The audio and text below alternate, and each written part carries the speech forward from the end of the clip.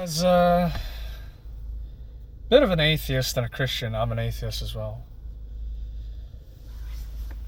The whole concept of Christianity was to believe in a deity that will save us from our emotions, that we've wronged others, that we've hurt others. But it's strange because we've elevated that to a foreign agent. I think the concept was very simple. The atheists, I'm not going to counter a lot of these people that you see on YouTube, but the number one reason is simple. We humans have a tendency to look outside, or we are elitist, we are naturally socially hierarchical. Humans developed a sense of elitism and social hierarchy during the development of the early years of, we've got the law, the police, we've got the governments, we've got the precedents. But before that, if you played I don't know how realistic was it, if you look at games like Ancestors, right? You would notice that you're always in charge of this ape that's somehow a protagonist that leads this tribe, or rather that other tribes are able to do what they are able to do. But a tribe is more like ancient cities. A tribe gathers its people around. But the majority of the time, they figured out that they needed somebody to call the shots properly in order to understand how and what can be tallied up. The simplest is a treasurer. The treasurer was the ones who first was tasked with understanding how the rations were kept, who would get the food, what tasks would be ate, what food would be, rations out and stuff like that. A lot of the important tasks. Not cavemen, but just the tribe, the member of the tribe. You'd think they're cavemen, but literally they're just human beings with less technology. Not morality. Morality is the same. Actually, if you think about it, we haven't had different moralities. You'd think that the Bible is so primitive, but actually, in fact, it wasn't primitive. It was just the same thing that we do. Today, all over the world, despite our technological advances, humans still find a way to scapegoat, witch hunt, and kill and celebrate killing criminals. It's like you see the body cam videos, right? The footage. Oh, less taxpayer money, less this, less that. Yay, finally, don't have to worry about it. I'm glad the criminal's dead. So, essentially speaking, you have to understand that it's about hierarchies.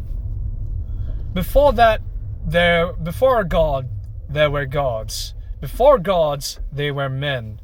And before men, what were there? Was there ever a hierarchy? There was a hierarchy.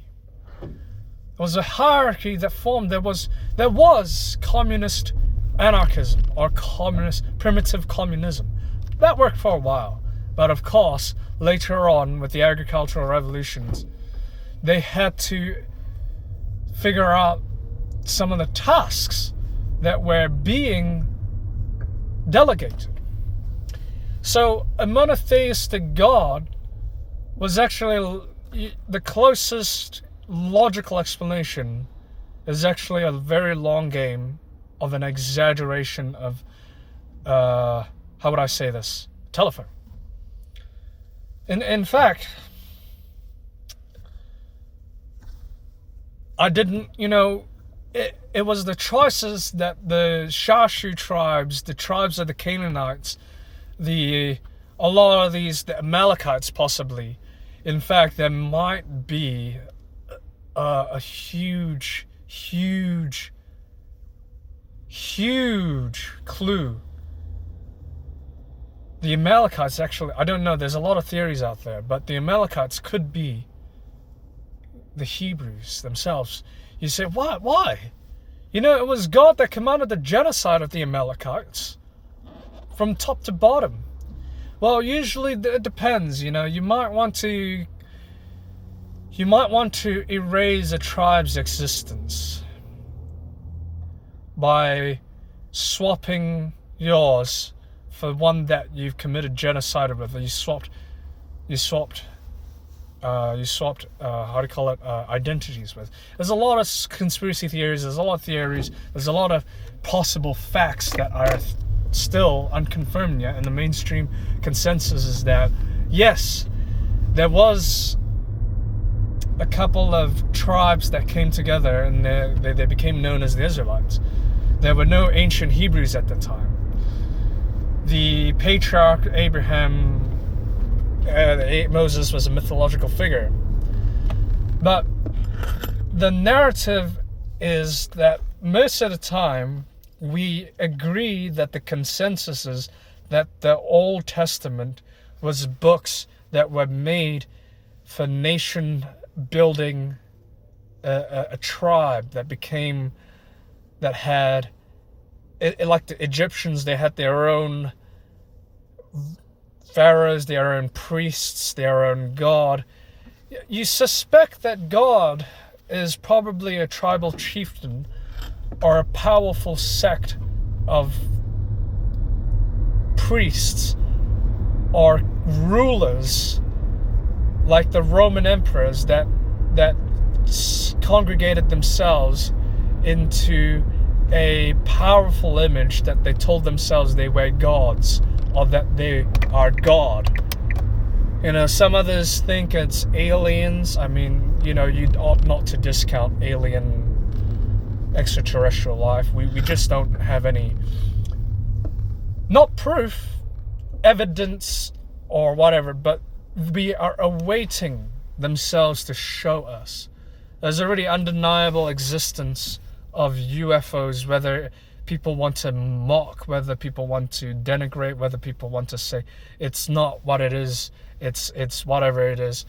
But if the UFOs are being reported by the Pentagon, by Washington D.C., the most powerful military, the most powerful nation on the earth, seconded to China. China really is powerful. Or Washington plus the Western Bloc, Then, people mock China and all that. It's better to underestimate your enemy.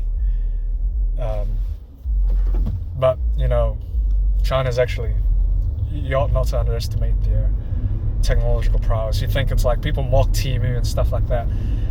Temu's actually pretty good. They give you the crap stuff. They buy money, and then they funnel it to the actual things that they really need. You're the stupid ones for buying that stuff. It's rubbish, right? But they give you rubbish because it's easy to pay people rubbish so they can give you the genuine quality stuff. I bought a PVS 14 night vision on Alibaba. I can tell you, Gen 3, it is as good as the American. I don't even know. Like, it literally is. They're really that good. For 3,000 USD. And at that price tag, China cannot afford to make any mistakes on that, because it's such a huge price tag. Whether you copy technologies, whether it doesn't matter. Like, I'm not going to diverge on that, but essentially speaking, in the basis of religion, in the basis of a lot of things that are, whatever it is, the fact is this: we have yet to know the truth about religion, of what it truly is, what it actually is. We may think that it could be a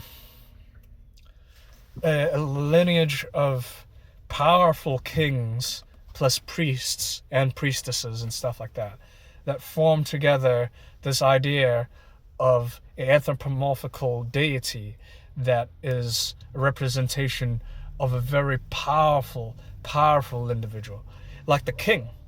I think it was undeniable that humans tend to elevate a status of an unknown,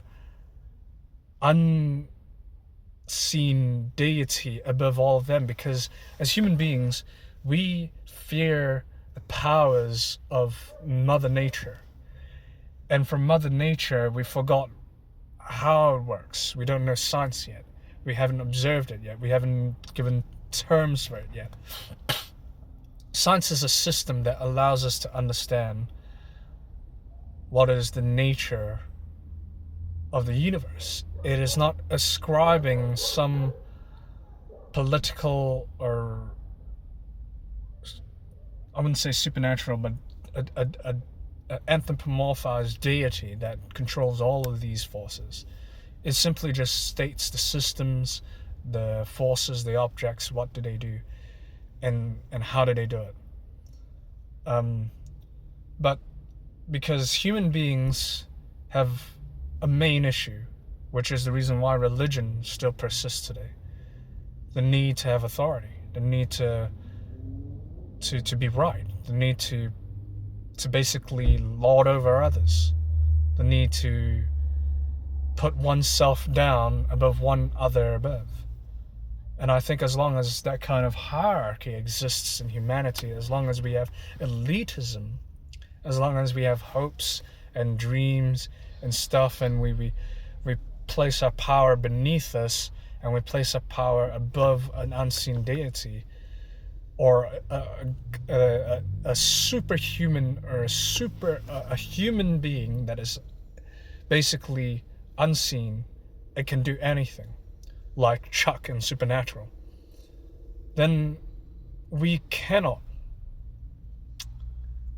Even Chuck was referenced by Amara as like an unseen force of creation, light, creation, destruction.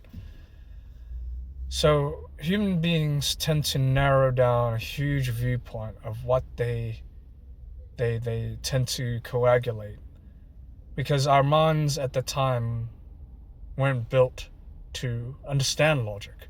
Or we had logic. There's some theories that, ancient astronauts, that we didn't evolve from, like, there are a lot of theories. But the fact is this, that as long as we continue to mock, continue to denigrate, continue to accept these things blindly, we will never get close to the truth about what religion actually is. We need to figure out, where did this God come from? What is this God? How did this God come from? What is the Yahweh God? What is El Elohim? What is El Elyon? Who wrote these stories? They're not just stories. They're not just myths. They're narratives that were formed over thousands of years to describe the history of a particular race of humanity, or the way that they observed about humanity. Or that they took ideas from the Sumerian creations, the Sumerian myths, and we need to understand, where did they come from? Where did this come from? And what is it? What is it? So the only way that we will understand is not by mockery or by indignancy, or by dismissal, or by rebuttal, or by arguments, but clear, calm, focused, scholarly, curious, basically education. And secrets cannot be kept. We must know where or how did they create, who created them, why did they create them, what did they create them for, what did they meant to create them in the idea of. As long as we keep ourselves in the state of a dichotomy between, nah, it's just stories, it's all bullshit, and nah, you're bullshit, it's real, God is real, I know, I've seen it, then the middle ground is nowhere to be found, and we cannot see it. It's like Buddhism. We have to know what happened. We have to know, how did it happen? Why did it happen? Whom wrote it that it happened? Well, these are the questions that we need to figure out. Until we can discover and uncover the past beyond the forces that hold us down from preventing and discovering the systems of control, to unravel the spin, the yarn that controls us in this fight, this opposing dichotomy. I don't think humanity would progress any further from this.